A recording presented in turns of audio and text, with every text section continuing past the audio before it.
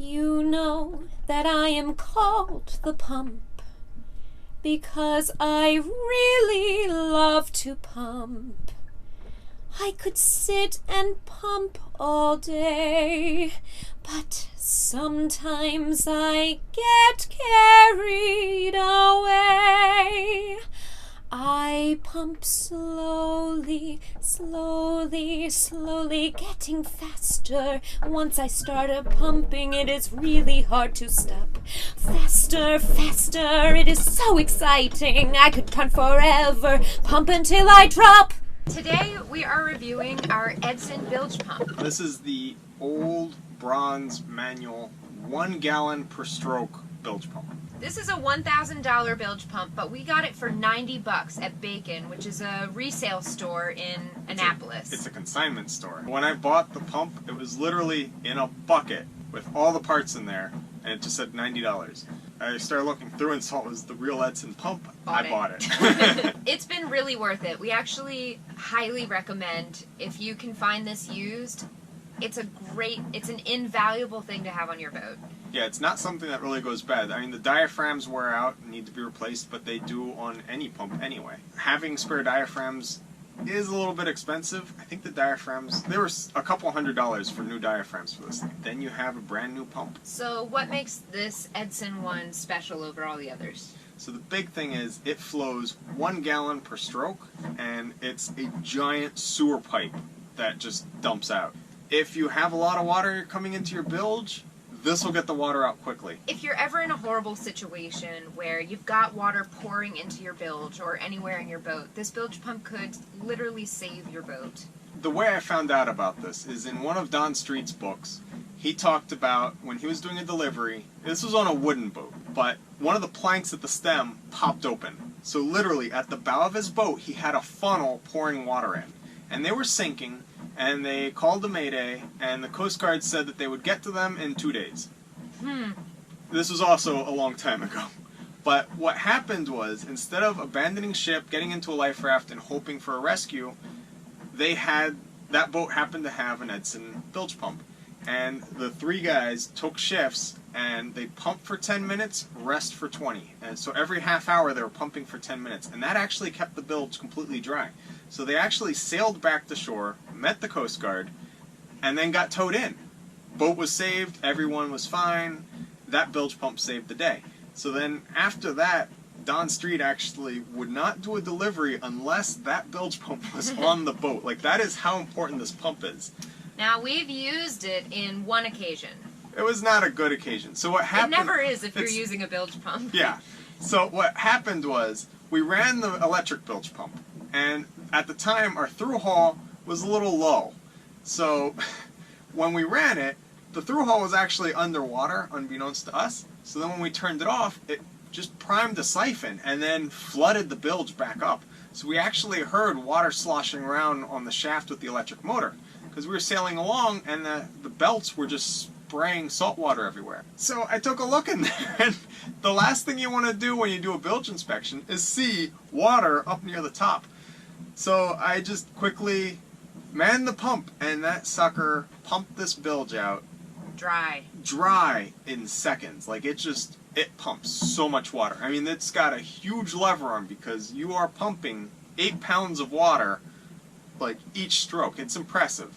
But when the adrenaline's going because there's water filling up your bilge, you're fine. You're going to pump that dry fast. So, on a scale of 1 to 10, we would give our Edson bilge pump a 10 because it really performs beautifully. It's reliable. We keep it ready to go at all times, and we highly recommend one. And the big thing, like, yes, there are those electric save your butt, save your boat bilge pumps that pump out over 1,000 gallons per hour. But they're electric. So they will run as long as your batteries are well. But usually when the storm's happening and everything's breaking loose, there isn't a lot of sun to charge your solar panels or whatever. Or your batteries are flooded because... Or your batteries are flooded because they're underwater. Coming. If you're relying on electricity to save your boat and save your bacon, maybe have a manual backup, and that's where this guy comes in. We keep our Edson bilge pump in here, right in the salon area. So when you come down from the companionway, you lift the cushion, you lift the lid out of the way, we do keep our blood pressure cuff and emergency medical supplies right on it, along with a case of anesthetics.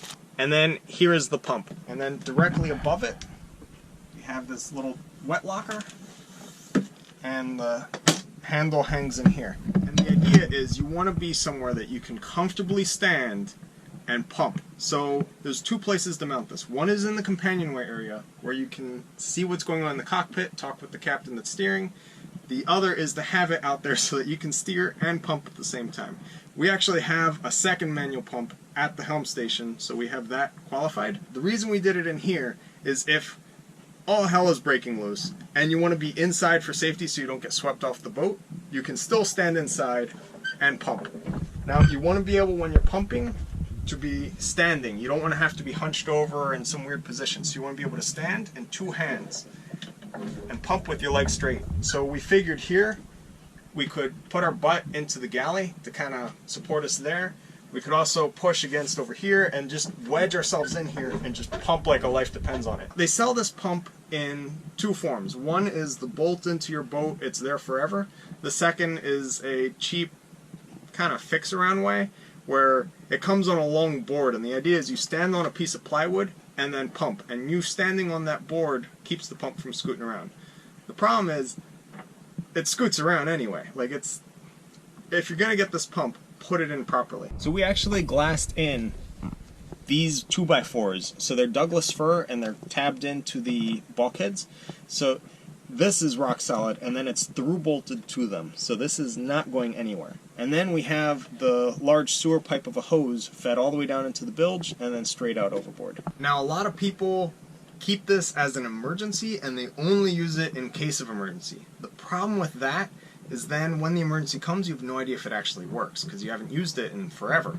So we actually use it a lot. Like, if we ever see a lot of water in the bilge, I'll actually prefer to pump the water out by hand with the manual pump for two reasons. One, I test it and make sure that everything's working, and two, 1 gallon per stroke. So I know right away how many gallons of water were actually down in our bilge. So I know that little bit, was that 1 gallon, was that 10 gallons?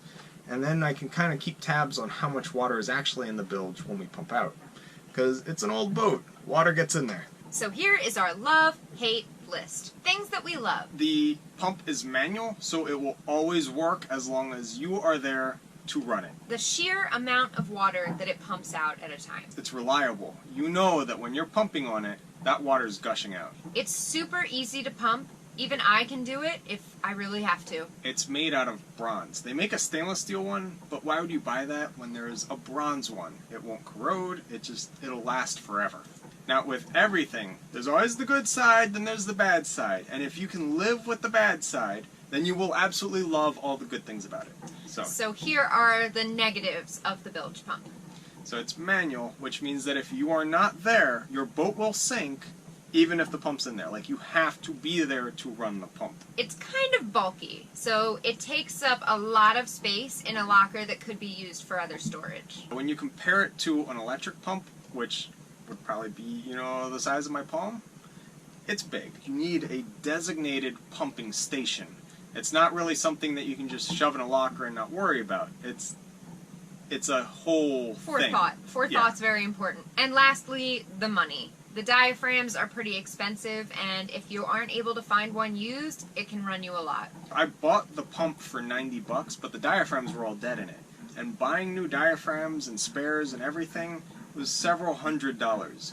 So yes, it was less than $1,000 for a new one, but still, it was hundreds of dollars for an ancient manual bilge pump. So if you guys have a special bilge pump that you really trust and love, please let us know about it in the comments section down below.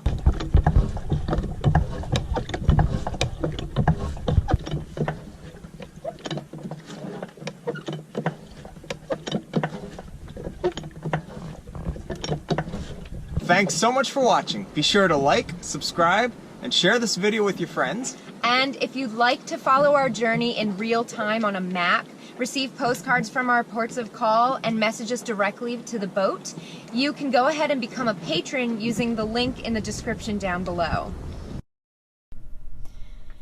You know that I am called the pump because I really love to pump.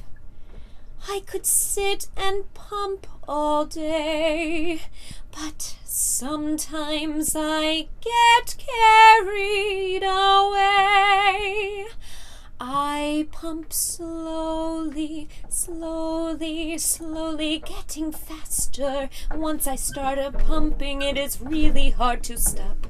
Faster, faster, it is so exciting. I could pump forever, pump until I drop.